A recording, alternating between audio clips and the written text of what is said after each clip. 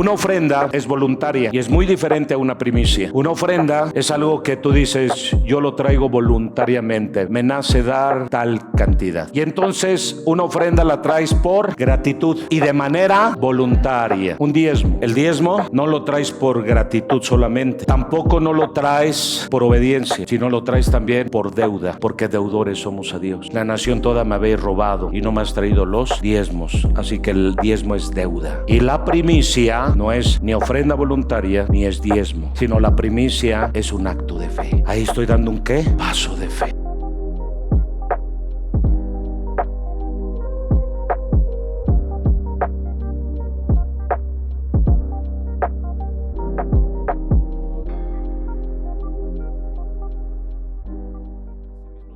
En este mismo espíritu, vamos a leer la palabra de Dios. Éxodo 23, versículo 19.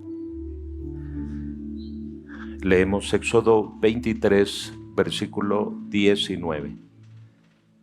Dice a la letra así: las primicias de los primeros frutos de tu tierra traerás a la casa de Jehová tu Dios.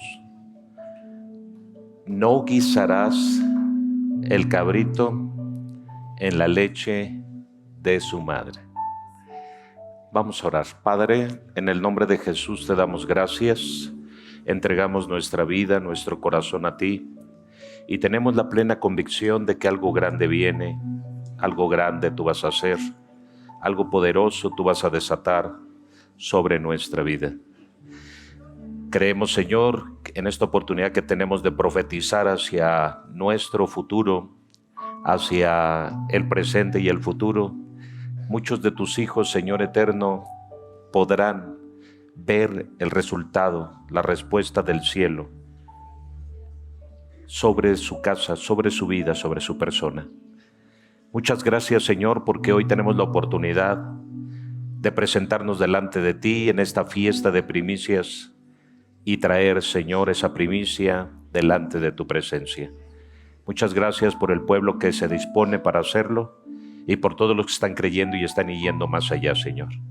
En el nombre de Jesús, mi vida está en tus manos y te doy gracias. Amén. Ocupen su lugar, por favor.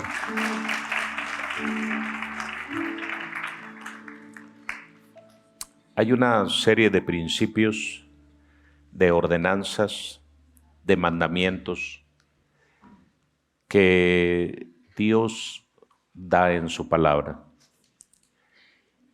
¿Y a quién le dio estas ordenanzas?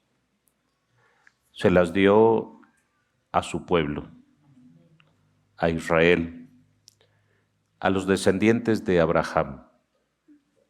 Recuerden que Abraham tuvo un hijo llamado Isaac, e Isaac tuvo dos hijos, uno llamado Esaú y otro llamado Jacob. Y quien decidió seguir el principio y la ordenanza fue Jacob. Él fue el que tomó la decisión de obedecer a Dios, de seguir a Dios. Esaú fue considerado como profano, como un hombre de la carne, como un hombre que siguió los deseos, sus propios deseos, en su propia carne. Cuando llegó el momento de recibir la bendición de su padre, el cual por lo regular siempre bendecía al primogénito, ¿están aquí? El padre tenía la obligación y la responsabilidad de bendecir al primogénito. Y el primero que había nacido por diferencia de quizás segundos o un minuto, dos o un poquito más fue Esaú. Esaú nació primero. Y su padre siempre bendecía al primogénito y la manera en cómo lo hacía es que en la parte de la herencia siempre le tocaba el doble por ser el primogénito. Y dentro de esa bendición a él le correspondía sobrellevar la carga de la tribu, del clan, de todo el pueblo. Pero Esaú no tenía tiempo para eso. Así que cuando se presentó la oportunidad, Jacob le dijo, dame tu primogenitura, véndemela. ¿Y yo para qué quiero mi primogenitura? Tú dame de comer y punto. Y así fue como, con esas palabras tan despectivas y sin darse cuenta la magnitud del problema en el que se estaba metiendo, porque no meditó, no reflexionó. Así hay palabras que a veces soltamos en nuestra boca, sin meditar, sin reflexionar, y que desafortunadamente van a marcar un antes y un después en nuestro futuro. Así que Saúl no meditó lo que estaba hablando y dijo, ¿yo para qué quiero mi primogenitura? Como algunos quizá lleguen a pensar en esta casa y digan, primicias, ¿yo para qué llevo primicias? ¿Yo para qué me preparo con eso? Para mí eso no tiene sentido, no tiene significado, no tiene relevancia. Y es muy semejante a lo que imprudentemente habló Esaú diciendo, primogenitura, ¿yo para qué la quiero? Después vemos que el resultado fue triste, catastrófico en la vida de Esaú, porque cuando él quiso, ya su padre estaba para morir y iba a transferir la bendición de la bendición paternal o patriarcal sobre él, realmente él ya no pudo tener la oportunidad de hacerlo y cuando se dio cuenta que ya la bendición había sido dada sobre Jacob, él fue a pedirle a su padre que le bendijese. Y su padre le dijo, es que ya todo lo que tenía que dar se lo di a Jacob. ¿Sí? Y él dijo, por favor, y le rogaba, lloraba, le pedía que le bendijera. Y dijo, muy bien, te voy a decir, tú serás siervo de tu hermano. Muchas veces nosotros vivimos sometidos por no dar un paso de fe. Vivimos sujetos a alguien, a la prosperidad de alguien, precisamente porque nosotros no queremos dar un paso de fe. ¿Están aquí? Ahora, Dios le estaba hablando a un pueblo que acababa de salir, que tenía 3 meses aproximado, 4 meses, de haber salido de una etapa de esclavitud. Israel durante 400 años fue esclavo en Egipto y trabajó para Faraón. Pero él no entró como esclavo en Egipto, él entró con la libertad de tener a un familiar llamado José al frente del gobierno de Egipto. Y ellos se acomodaron tanto que los primeros 130 años ellos estuvieron muy cómodos, estuvieron muy bien en Egipto. Se llega a decir que quizá 230 años les iba muy bien a la nación de Israel en la tierra de Gosén, porque era una tierra de riego, era una tierra donde tenían todo. Pero después, cuando muere aquel último faraón que reconocía la labor de José, todo se volteó en contra de ellos y los esclavizaron de tal manera que pasaron de la abundancia, porque siempre se caracterizó eso, Israel siempre era muy próspero, uno porque era pueblo de Dios y Dios siempre prospera a su pueblo, y seguido de ello podemos ver que Faraón reconoce esta prosperidad, de tal manera que dice, oigan, ¿se han dado cuenta que los israelitas se multiplican fácilmente, sus mujeres son muy fuertes y ellos están muy bien en esa tierra de Gosén, o sea, están haciéndose pueblo fuerte? Eso hizo que entonces Faraón dijera, no, aguas, porque estos ahorita nosotros los gobernamos, pero va a llegar el momento en que ellos se van a hacer tan fuertes que al rato nos van a querer gobernar a nosotros. Y entonces se firma el primer decreto. Y el primer decreto gubernamental fue, vayan y asesinen a todos los niños. Vayan y maten a todos los niños varones y solamente que queden las mujeres.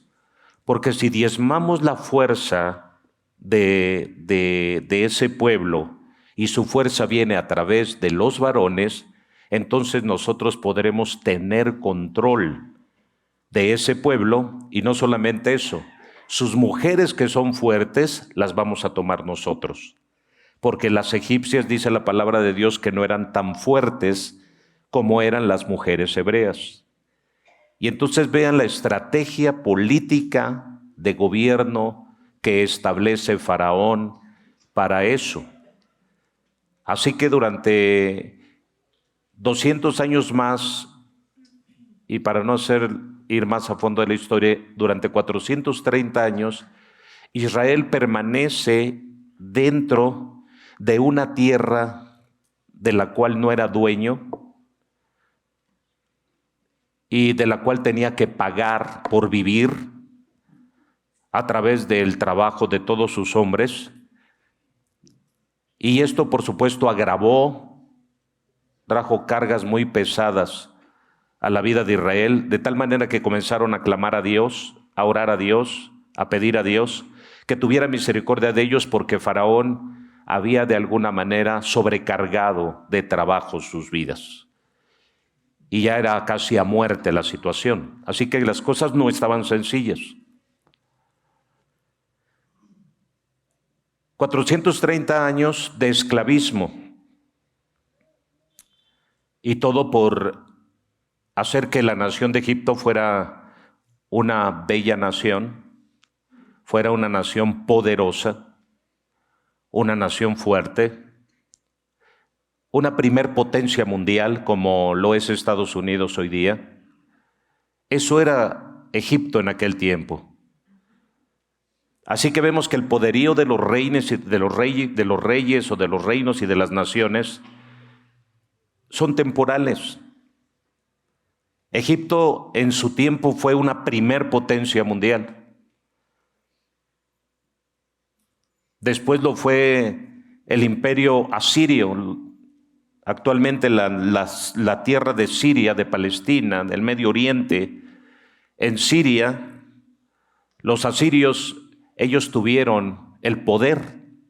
Ellos fueron la potencia mundial en algún momento 400 años antes de Cristo. Nos damos cuenta también que después Grecia toma el poder. Alguna vez Irak estuvo en todo su apogeo con Babilonia, recuerdan, con Nabucodonosor, según la historia. Irak fue potencia mundial.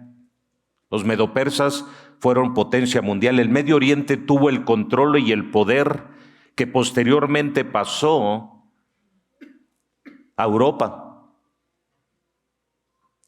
Y después de Europa, el poder que tuvo Europa pasó a América. O sea, primero estuvo en Asia el poder. Las potencias mundiales estuvieron en Asia. Y la primera nación que tuvo un poderío tremendo fue Israel, quien gobernó a través del rey David y a través del rey Salomón todos los territorios del Medio Oriente. Después de que estos reyes ya no están, David, Salomón y sus generaciones, estamos hablando de por ahí del año 1100, el año 1000 antes de Cristo, Israel fue una potencia mundial de aquel tiempo. Pero esos reinos se terminan, son temporales. Después vino el imperio babilónico en Irak, y Nabucodonosor duró casi 90 años su poder. Después vino el imperio medo-persa, los medos y los persas, y se convirtieron en potencia mundial. Después vino Alejandro Magno con sus 4 famosos generales, y ellos se convirtieron en una potencia mundial. Y para el tiempo en que Cristo vino, Roma se convierte en una potencia mundial. Después de ahí viene el gobierno de los gentiles, donde hay una mezcla de gobiernos hasta llegar al periodo democrático con el cual vivimos actualmente. Y dentro de la democracia, por supuesto que ya no son los monarcas o los reyes los que gobiernan, entre comillas, que es el poder máximo y absoluto, sino ahora es entre la democracia, el pueblo gobierna. Y el pueblo elige a un gobernante que los habrá de dirigir. Y de acuerdo a la historia, descubrimos que volvemos como al principio, cuando Nimrod tomó aquel pueblo y todos lo hicieron su gobernante en la llanura de Sinar. Y lo podemos leer en el libro de Génesis. Vayamos y hagámonos un nombre, capítulo 9, capítulo 10 y capítulo 11 de Génesis. Hagámonos un nombre. Edifiquemos una torre, por si fuésemos esparcidos por toda la faz de la tierra. Y el asunto de democracia no viene a establecerse en los últimos 500 años, sino se establece desde la primer caída del hombre, cuando el hombre decide no depender de Dios, no depender de su palabra, porque el gobierno era teocrático, no era democrático. No era comunista, no era socialista, no era capitalista, el gobierno era teocrático, Dios gobernando sobre su pueblo. Dios era el máximo gobernante. Es importante meternos un poco a la historia para saber de dónde viene esto. Porque a veces el asunto de las primicias no lo entendemos y solamente nos limitamos a creer es una primicia y punto, pero no es eso. Sino el problema era que Dios muchas veces, por la influencia, el influyentismo que había en las comunidades, en las naciones de aquel tiempo, siempre hacía que Dios fuera desplazado. Así que cuando Dios da este mandamiento es que había pasado algo en Egipto. Israel entra como reconociendo al único Dios de los cielos como su único Dios, y cuando sale creyendo en muchas deidades, y la principal deidad era la de Egipto, porque ellos, esa generación que salió de Egipto, no era la misma generación que entró, por supuesto, no era Jacob con 77 hijos y nueras y nietos, sino que salieron más de 2 millones de personas.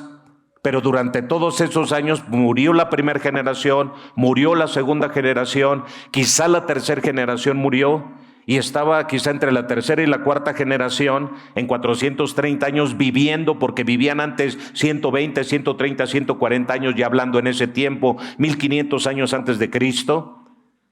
Y vemos nosotros que este pueblo ya no conocía a Dios como lo había conocido Jacob y como lo había conocido esa descendencia de esa generación de Jacob. Así que ellos se adaptaron. El hombre es muy adaptable. El hombre se adapta a todo. El hombre es moldeable y adaptable a todo. Y al lugar que tú vas te adaptas. Al lugar al que tú vas te acomodas.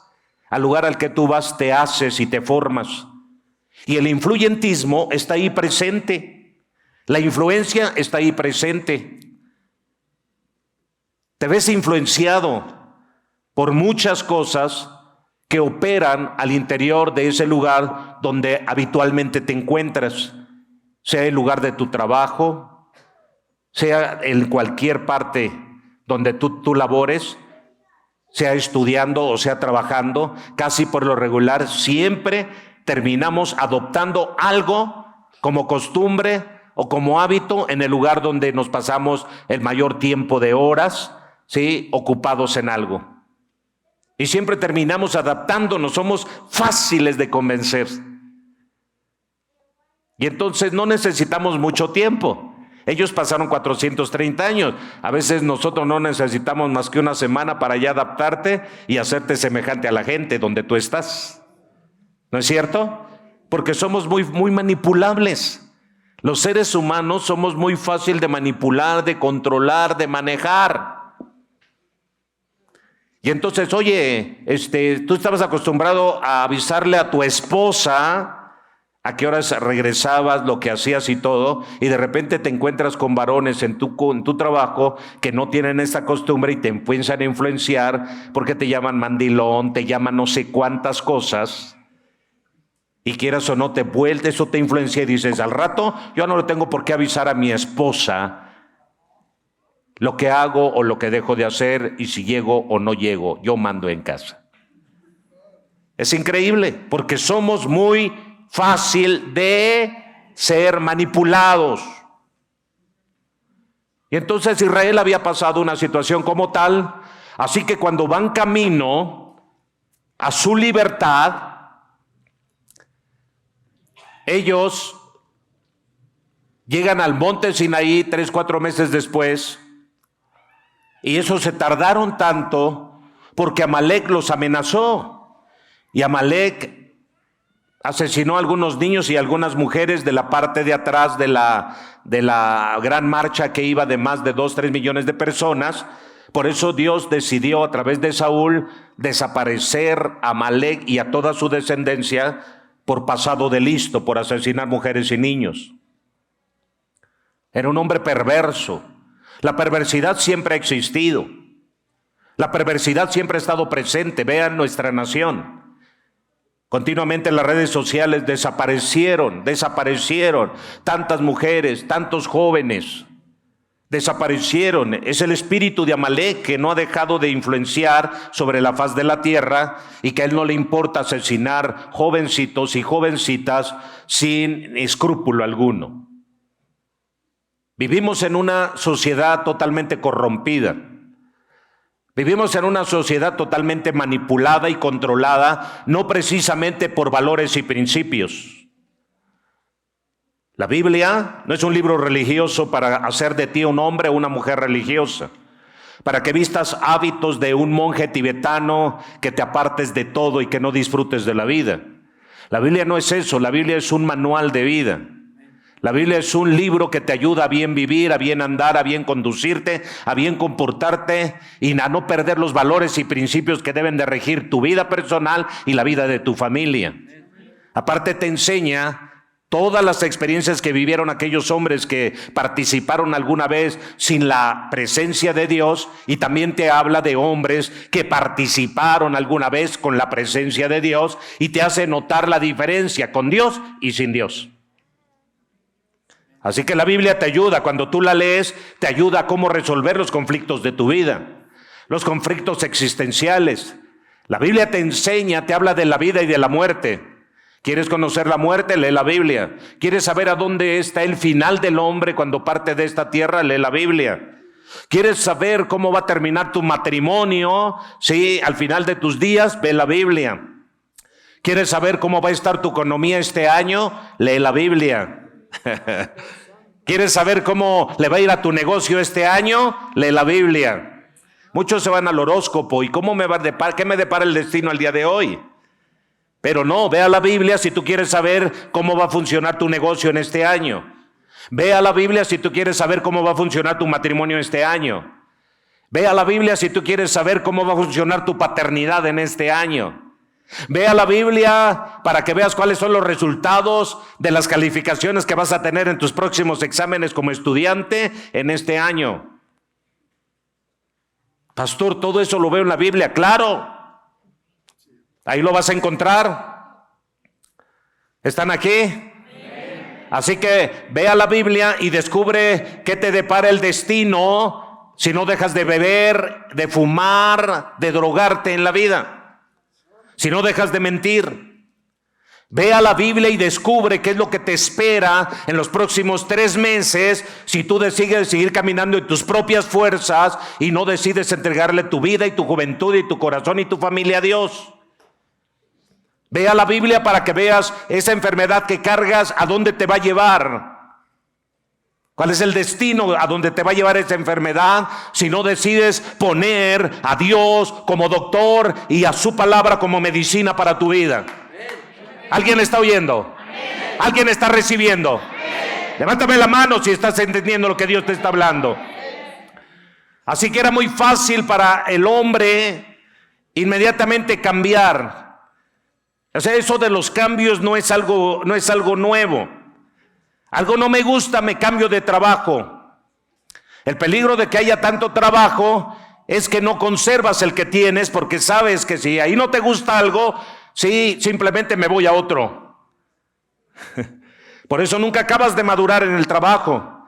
Nunca acabas de establecerte bien en un trabajo y nunca acabas de alcanzar un buen objetivo en un trabajo, porque como hay muchas opciones y muchas oportunidades, andas como un Israel en medio del desierto dando vueltas. Además hay maná, además hay calzado, hay vestido todo el tiempo, así que ando buscando en todos lados menos donde debería de estar buscando. Y entonces aprendo a depender de las oportunidades que lo mismo hombre me da y dejo de depender del Dios de los cielos. ¿Alguien está oyendo? No, tenemos que, el hombre lo primero que tiene que hacer es alcanzar estabilidad. Porque el hombre es muy inestable. El hombre es muy voluble. La Biblia dice que el hombre de doblado ánimo es inconstante en todos sus. El hombre de doblado ánimo es inconstante en todos sus. El mayor problema que tenemos es la volatilidad con la que el hombre camina en su pensamiento y que fácilmente es moldeable, fácilmente es manipulable y fácilmente cambia de opinión o de manera de pensar. Así que Israel había hecho esto. Israel sale y vio el poder. Ellos no conocían a Dios. Ellos no conocían el poder de Dios porque durante en 4 siglos o 3 siglos o 2 siglos o 40 o 60, 80 años que tenían, nunca habían visto cómo Dios había desplegado sus alas de poder. Así que ellos, pues sí, me contaron mis padres que Jehová es poderoso, Jehová es grande, Jehová es guerrero, su nombre de guerra es Jehová. Y cuántas cosas ellos estaban recibiendo como enseñanza de sus padres. Pero también había una generación en ellos que decía: si mis ojos los tomases, si no lo viera, si no tocara, yo no creería. Y entonces Dios dice: prepárense, prepara al pueblo, santifica al pueblo hoy, porque Jehová hará maravillas. Las maravillas de Jehová se reciben en medio de una atmósfera de santos y santificados, y no en medio de una gente necesitada y hambrienta de un milagro. A ver, otra vez. Los milagros de Dios se desatan en medio de una atmósfera de un pueblo que vive en santidad y no de un pueblo que vive en medio de necesidad. Así que hoy traes una primicia, pero no va a ser suplida tu necesidad, al menos que no haya santificación en nuestra vida. ¿Alguien está oyendo? Digan conmigo: pueblo santo, pueblo próspero, pueblo santificado, el Dios de los cielos gobierna sobre ellos. ¿Alguien está oyendo? Así que nos damos cuenta entonces que ellos vieron el poder de Dios desplegar sus alas. Los ejércitos de los cielos descendieron para hacer que esas aguas se convirtieran en sangre, para hacer que de esas aguas salieran ranas, para hacer que ese Dios del polvo y de la tierra misma, porque ellos eran gente animista. Esta gente estaba metida hasta los tuétanos, dándole el crédito a la propia naturaleza, el Dios del Nilo. Así que el Dios del Nilo hace que el esperma que eyacula continuamente hace que se convierta en ese gran río que trae vida a toda la tierra. Esa era no, escúchenme lo que estoy hablando. No digan amén a lo que no entienden. Así que el Dios del Nilo, cuando eyacula ese esperma, cae a la tierra y se convierte en ese gran río Nilo. Y por eso todo eso produce vida. Esa era la mentalidad que se tenía. Así que el Dios del Nilo era el que protegía al pueblo de Egipto. El Dios del Nilo a todos los que se abrigaban bajo la sombra de los egipcios y de su faraón eran protegidos por el Dios del Nilo. Había un Dios del polvo, por eso ese polvo se convirtió en piojos. Había un Dios de las aguas, por eso ese río dio ranas en lugar de peces. ¿Alguien está oyendo? Así que todas las maravillas que Dios hizo al desplegar todo su poder sobre las 9 plagas tienen un sentido. Y el sentido es que Dios estaba derrotando a cada uno de esos dioses que los egipcios exaltaban, diciendo: ¿quién contra nuestros dioses y quién podrá lidiar contra ellos? Y de repente aparece el Rey de Reyes, el Dios de dioses, el Señor de señores, el cual aplasta al egipcio con sus dioses. Aleluya, aleluya, aleluya. Ese Dios poderoso puede hacer que algo diferente te ocurra en este año. Di conmigo: año extraordinario. Otra vez, di conmigo: año extraordinario. Otra vez, di conmigo: año extraordinario. Vamos, otra vez, como si lo creyeras. Año extraordinario.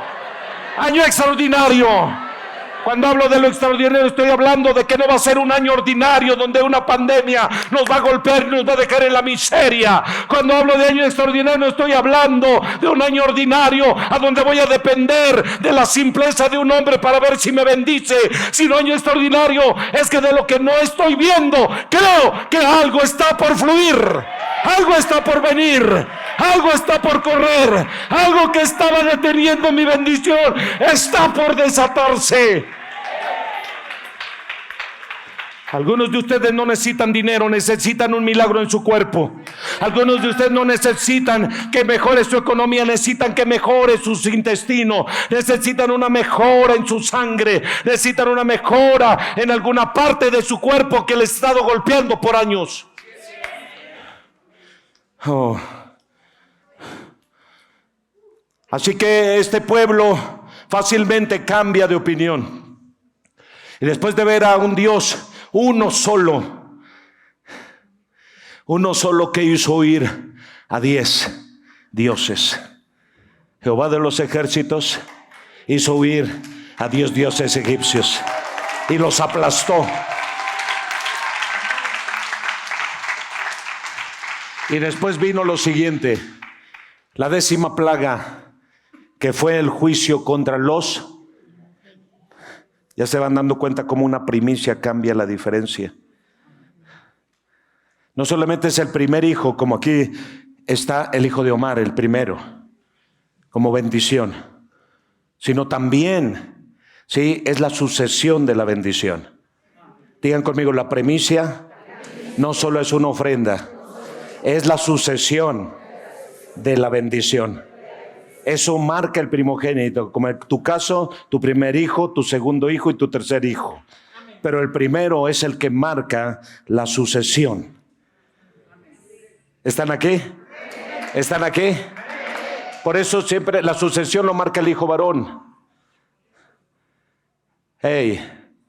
Y ahí en lo que viene. Por eso un primogénito marca, cuando te nacen 20 hijas y te nace un varón, el primogénito recae sobre ¿quién? ¿Sí se dan cuenta? Porque así era el orden de Dios. Ese era el orden de Dios. Porque el primogénito representa la sucesión de la... Otra vez, el primogénito representa la sucesión de la... Y no te sientas mal por ser el segundo o el tercero. Yo ahora soy el 7º, imagínate. Así que no hay problema por eso. Pero para Dios para todos los hijos, a partir de la primicia, viene la sucesión de la bendición. Aleluya. Por eso Jesucristo fue el primogénito y el primero. Sí, fue el primogénito primero y el unigénito, el único. Por eso es la primicia. Por eso Jesucristo también es el primero de los que resucitan, sí, en Dios, el primero de nuestros hermanos que resucita, dice Pablo. Le toca la primicia de todas las cosas. Así que nosotros somos ya los segundos. Así que déjate de estar pensando que eres el primero en todo. Y alguien te ganó, se llama Jesucristo. ¿Alguien está oyendo? Ok, vamos al punto. Pastor, bueno, yo no se pierda del tema, ¿no? Ahí estamos, seguimos en la primicia. Entonces fácilmente se olvidaron y a los 3 meses Moisés sube al monte Sinaí, al lugar del encuentro. Digan conmigo, lugar del encuentro. Ahora yo te pregunto, ¿cuál es tu Sinaí en este momento?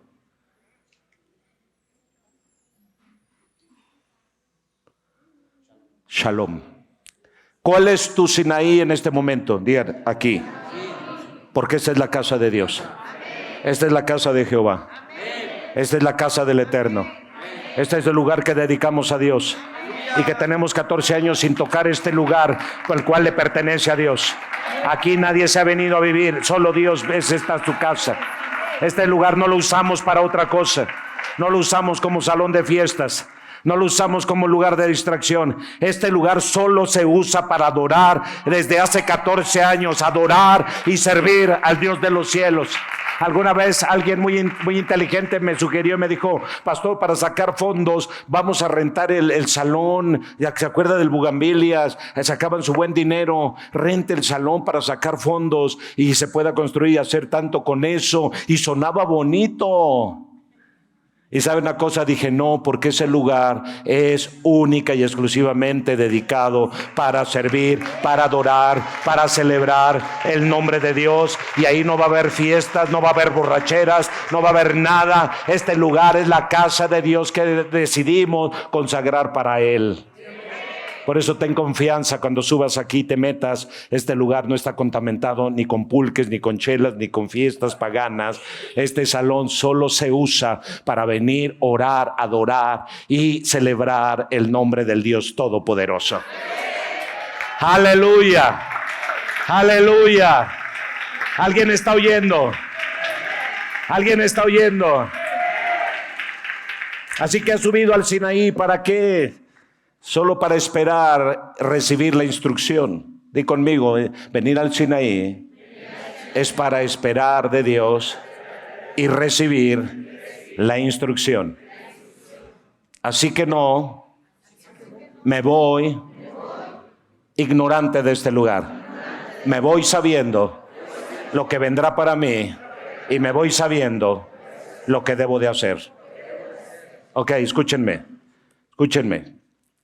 Así que después de ver esta generación, el poder de Dios, cómo aplastó a los dioses primeramente, para que tú seas libre, alguien va a tener que ser libre de su Dios piojo. Porque somos piojos para todo. Dios va a tener que aplastar a ese Dios piojo de tu vida, porque eres piojo para dar. Alguien tiene que aplastar eso. Alguien tiene que aplastar, Dios tiene que aplastar al Dios del polvo en tu vida. Porque lo que ganas se te hace polvo. Y tiene que multiplicarse en tu vida y en tus manos. Alguien tiene que, hoy el Señor va a aplastar a ese Dios de las aguas. Porque en lugar de traer peces, trae ranas muchas veces de ofrenda. Ok, escúchenme. Versículo 17. ¿Cuántas veces? ¿Cuántas veces? ¿Cuántas veces? 3 veces en el año. Así que la orden de Dios era 3 veces en el año se van a presentar para traer sus primicias, no 1, 3. Vean. ¿Cuántos lo hacemos nosotros? 1 vez nada más a principios de año. Pero si siguiéramos el principio de Dios, 3 veces tendrías que traer tus primicias. Pero sin embargo Dios está diciendo, vean ustedes cómo era. 3 veces en el año se presentará todo varón delante de Jehová el Señor y traerá su primicia. Ahora, de todo dice, de todo traerán su primicia. De todo.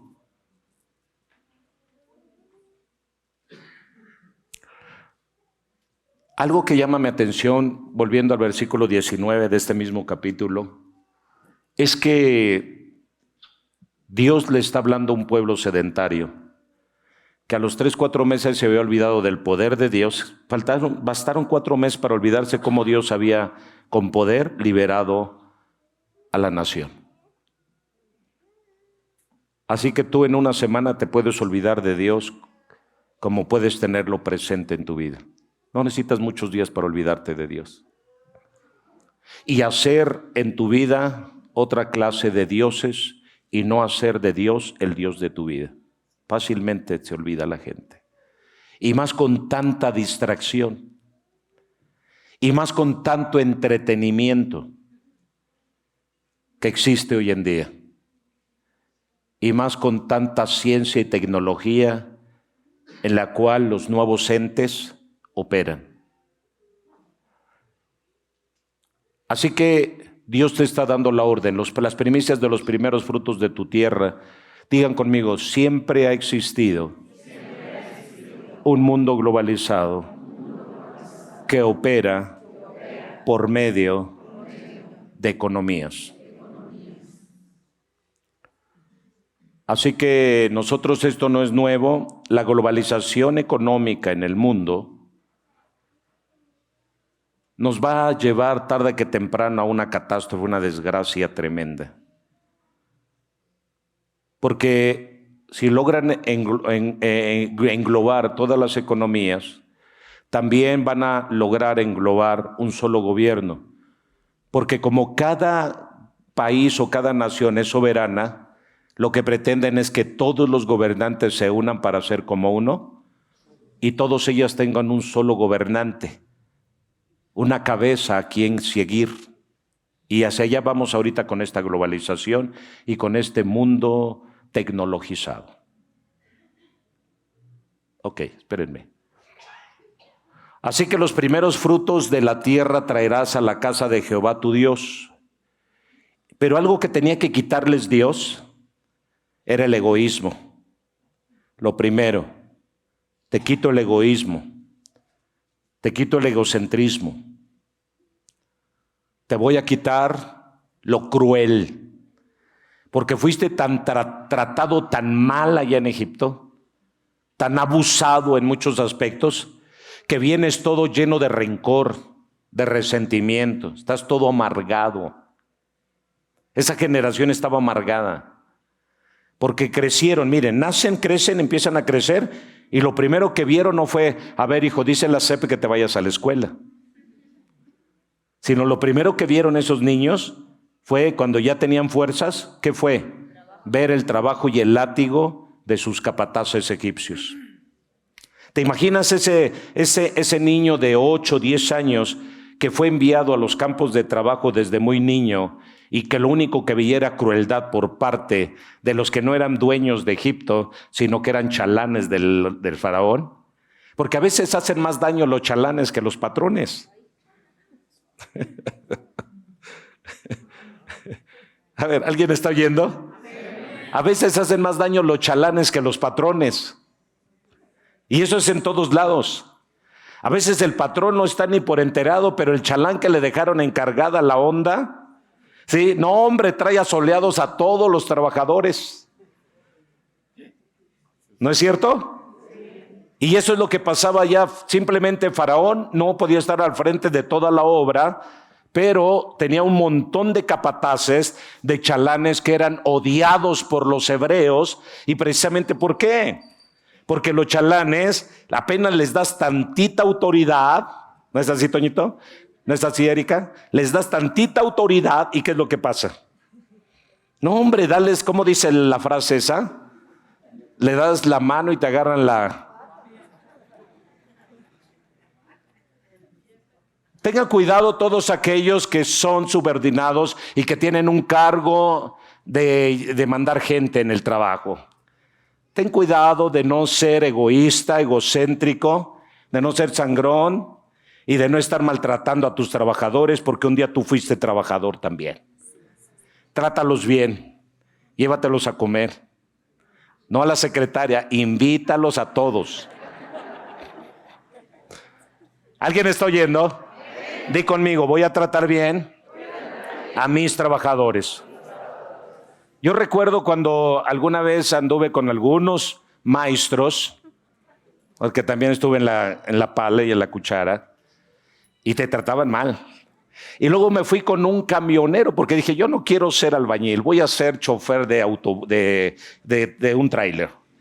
Y me fui también a trabajar en eso. Y te tratan, y de verdad el primer viaje me bastó para ya no querer ser camioncero, diría mi hijo, cuando era bebé. Porque cuando ya llegamos la primera noche a cierto lugar en Guadalajara, el chofer dijo, bueno, vamos a descansar. Dije, hotel, agua caliente, restaurante. ¿Tú te imaginas algo así? No, ya, revisa las llantas del camión, checa que todo esté bien, todo cerrado, las cajas y todo, con los candados puestos y todo, y dale los golpes con su bat que tienes que checar, y te vienes a dormir. ¿Y dónde me voy a dormir? ¿Dónde creen que me tocó dormir? No traía camarote el camión, así que el chofer, ¿dónde creen que durmió? En el asiento, y a mí me dijo, te duermes ahí abajo. O tienes otra opción, estás incómodo, vete arriba de la carga del camión. Maltrataban a la gente.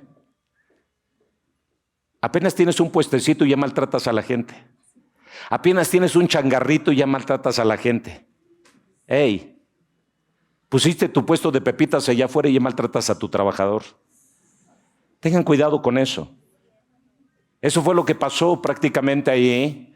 Así que, ¿cómo creció esa gente? Creció amargada, creció resentida, creció odiando a la autoridad. Otra vez, creció odiando a la autoridad. Otra vez, creció odiando a la autoridad. Otra vez, creció odiando a la autoridad. Así que cuando ellos son llevados al monte Sinaí, Dios les da la orden, pero primero les dice, tengo que quitar de ustedes la crueldad con la que salieron de ese lugar, el egoísmo con el que salieron, la dureza con la que salieron. Por eso dice el versículo, no guisarás el cabrito en la leche de su madre. Ustedes se imaginan, el cabrito acaba de nacer y ahora ordeña la leche de la cabra, ¿sí? Y échala en una olla y ahora limpia el bebé y échalo a hervir en la leche de su madre. Qué crueldad, ¿no? O en otras palabras, vamos a hervir la leche de su madre en su propia ubre. A ver, agarra la cabra y ponle ahí, amarra las patas y abajo ponle el fuego y pone a hervir la leche en la ubre de su madre. ¿A eso se refiere? ¿No es egoísmo eso? En otras palabras, el cabrito representa la carne y la leche representa la vida. En otras palabras, no mezcles la vida con la muerte. ¿Alguien está oyendo? No mezcles la vida con la... No mezcles la vida con la... No mezcles lo que da vida con la... Porque la carne representa la muerte. Así que el Señor le estaba diciendo, ya me los traje para acá, ahora van a comenzar una nueva etapa, me van a traer sus primicias, pero ustedes van a dejar de ser carnales para convertirse en personas que amen la vida. Que amen la vida. Que amen la vida. Que amen la vida. Y yo les pregunto, ¿aman la vida? ¿Quieren vivir? Entonces alléguense a Dios. Busquen a Dios, obedezcan a Dios, abracen a Dios, caminen con Dios, métanse con Dios, no se separen de Dios, porque no puedes mezclar la carne con la leche, no puedes mezclar el cabrito con la leche. Tienes que tomar una decisión. Si Dios es Dios, entonces seguidle. El Señor lo dijo claramente, si Dios es Dios, entonces seguidle, entonces caminar con Él. De ahora en adelante, 2023-2024 serán años extraordinarios, pero no puedes mezclar el cabrito con la leche. No puedes hacerlo. Tienes que tomar tu decisión. Si Dios es Dios, entonces obedécele. Si Dios es Dios para ti, entonces camina sujeto a lo que Él te dice. Olvídate de los rumores que escuches allá afuera. Olvídate de las mentiras. Olvídate de todo lo que te están inyectando para que dejes de creer en Dios y de obedecerle. Y simplemente ve al principio de la palabra y ve lo que el Señor te está diciendo. Hoy tú estás dando un paso de fe y decir, preparé mi primicia, Señor. Y la traje, todo lo que gané en la semana, en la quincena, en el mes, yo lo traigo para ti, Señor, porque tú eres mi Dios. Ahora escúchame bien, una ofrenda es voluntaria y es muy diferente a una primicia. Una ofrenda es algo que tú dices, yo lo traigo voluntariamente, me nace dar tal cantidad. Y entonces una ofrenda la traes por gratitud. Otra vez, una ofrenda la traes por gratitud y de manera voluntaria. Un diezmo. El diezmo no lo traes por gratitud solamente. Tampoco no lo traes, sí, por obediencia, sino lo traes también por deuda, porque deudores somos a Dios. La nación toda me habéis robado y no me has traído los diezmos, así que el diezmo es deuda.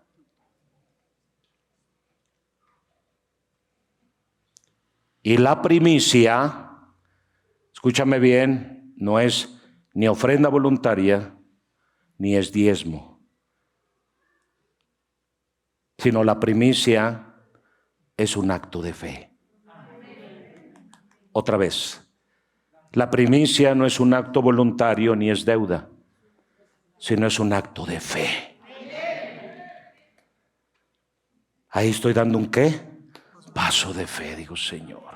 Escúchame, y ahí te va. A ver, pruébeme que es un acto de fe. Miren, con esto ya termino la enseñanza. Escúchame. Dice, las primicias de los primeros frutos de tu tierra traerás a la casa de Jehová tu Dios.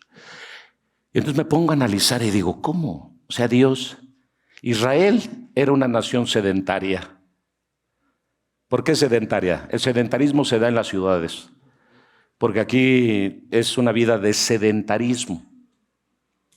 Poco ejercicio, mucho trabajo, mucho afán, mucho todo. ¿Ok? Ahora otra cosa. Era una nación sedentaria porque Israel todavía no entraba a la tierra prometida. Estaba en el desierto. Todavía no sembraba ni una sola semilla de nada. ¿Ya lo viste? Todavía no sembraba nada. Y Dios ya le está diciendo, me vas a traer las primicias, ¿sí?, de los primeros frutos. Y entonces si a mí viene Dios y yo no tengo nada, o sea, no tengo ni tierra, no tengo hectáreas, no tengo nada, ni siquiera semilla ni grano para sembrar. Y luego viene Dios y me dice, a ver, me vas a traer la primicia de tus primeros frutos. Y digo, ¿de cuáles? Si ni tierra tengo, la única tierra que tengo es la de las uñas, Señor. ¿Se dan cuenta? ¿Ya lo están viendo? Así que era una nación sedentaria y Dios le pide las primicias antes de que tuvieran la tierra. Les pide las primicias antes de que entraran a la tierra prometida. Así que lo que estaba declarando el Señor, estaba diciendo, lo que tú no ves, yo ya lo estoy viendo, porque una primicia no está apuntando hacia lo que tienes ahora, sino está apuntando hacia lo que viene para tu vida. ¿Alguien está oyendo? Una primicia está apuntando hacia el futuro y no está viendo hacia el presente. Es un desafío mayor porque tú estás dando o tienes que dar todavía de lo que aún no tienes. Cuando traes la ofrenda, das de gracia lo que de gracia has recibido, ya lo tienes. Cuando traes el diezmo, das de gracia lo que ya de gracia recibiste, ya lo tienes. Pero cuando das la primicia, es estar dando algo que todavía no tengo.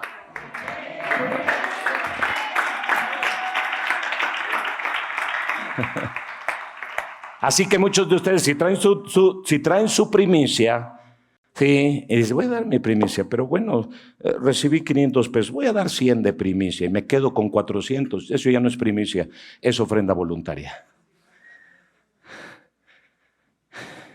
Y por eso muchos de ustedes no les resulta cuando traen una primicia, que no es primicia, sino es ofrenda voluntaria. Qué tremendo es tomar una primicia, decir, híjole, voy a llevar esta cantidad. Señor, sabes que, híjole, está pesado.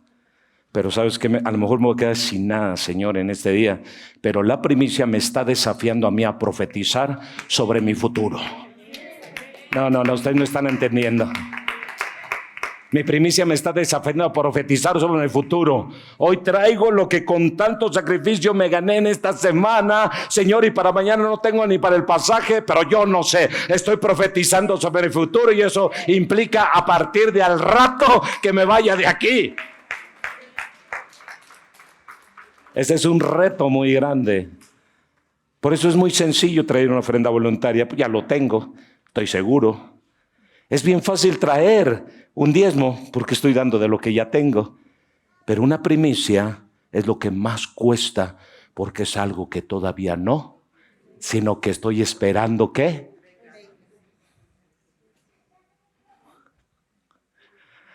Ay, Señor eterno.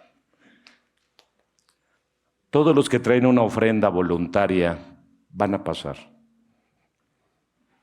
Ya sabes la diferencia.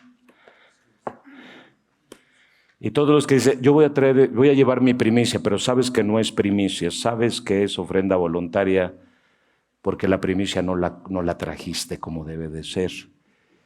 No pierdas la oportunidad de traerla después. Puedes traerla de aquí 8 días. Porque muchas veces nosotros traemos primicia sin entender qué es una primicia.